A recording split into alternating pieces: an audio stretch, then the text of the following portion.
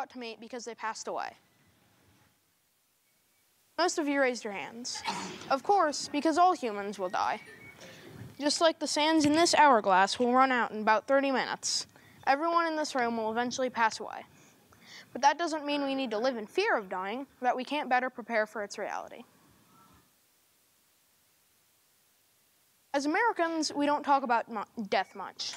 Since we don't talk about it, we become more afraid of it. Since we're afraid of it, we don't talk about it. And we become stuck in a loop of fear and inability to cope with death. When I was about 4 years old, I had a cat, Scout, a rescue that was born with kidney troubles. He was the kind of cat that was dumb but funny, and always falling off things. I loved him so much. Then, one day, Scout got very sick. The day before he died, me and my mom had gone shopping.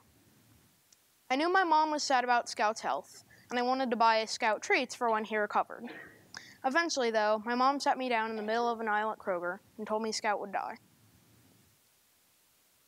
This was the first time I realized that death happens. I was sad, but I'm glad my mom told me the truth about Scout, being older and learning that nothing lasts forever. Modern psychiatrists came up with the 5 stages of grief. These usually don't happen in order to a previous one. The world seems meaningless, and you start to question if you can handle it all. In this stage, you become mad at the fact that the person is gone. The 3rd stage is bargaining. The 4th stage is depression. You feel emptiness and sadness as you realize the person won't come back. Americans don't talk about these ways to cope with death much. However, other cultures have different approaches. For example, funerals will last for days or even weeks and will involve an entire village. In South Korea, people often choose cremation due to little graveyard space. Sometimes, though, remains are compressed into beads, which are shown in the home. This way, the loved one is gone, but they're not completely gone. In South Africa, people will have what is called an after-tears party, which is exactly what it sounds like.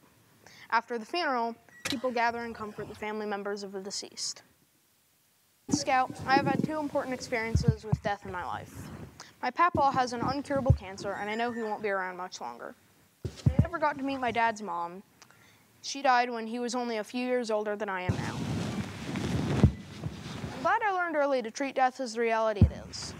After seeing this, I hope other people realize what I have. That we can and should mourn and grieve the deceased, but we can all do it in a healthier way.